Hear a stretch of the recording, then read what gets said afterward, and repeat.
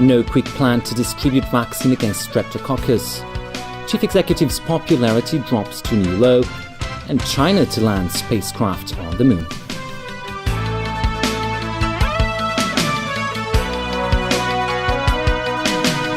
Good evening. Secretary for Food and Health Ko Wing-man said today it will take a few weeks for the government to come up with plans to distribute a vaccine against a potentially fatal strain of streptococcus. He stressed there is sufficient supply. Rani Santani has more. And just as the government is about to launch a public consultation on political reform, there are reports that a former top mainland official will head a new Hong Kong and Macau think tank. Diane To reports.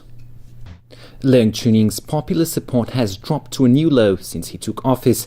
That's according to the latest University of Hong Kong poll. In a telephone survey of about 1,000 people, the chief executive received a grade of 40 marks, a drop of 1.2 points from the last poll. But the number of those who oppose Leung as Hong Kong's leader has also dropped by about 2 percentage points. That means his net approval rate has in fact edged up slightly to minus 39%.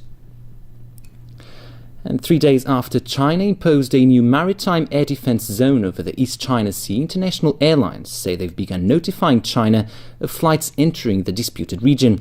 James Aiken has more on the ongoing territorial dispute that's taking on new dimensions. Next, a giant leap for the country's space program. China's lunar probe Chang'e 3 is scheduled to take off early next month. If everything goes smoothly, officials with China's space program say the probe will touch down on the surface of the moon in mid-December. It will be the first time that China has actually landed a spacecraft on the moon.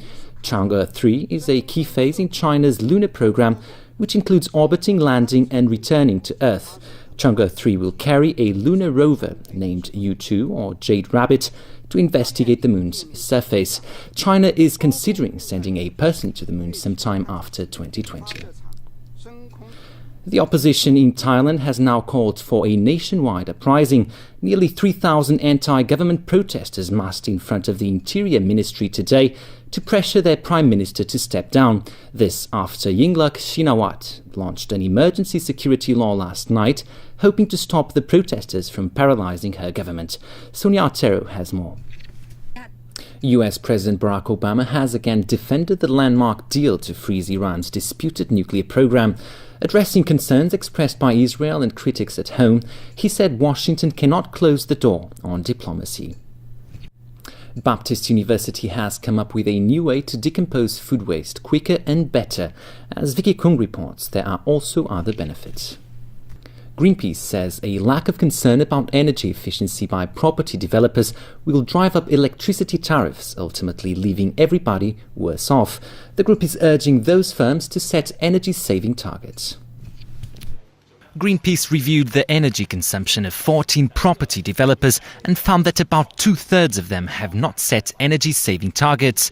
The group ranked them based on their annual reports and energy use intensity or EUI index. At the top, the most efficient was Swire Properties and at the bottom, Cheung Kong. Greenpeace claims that ultimately it is consumers who will suffer because of the carelessness of most of these companies.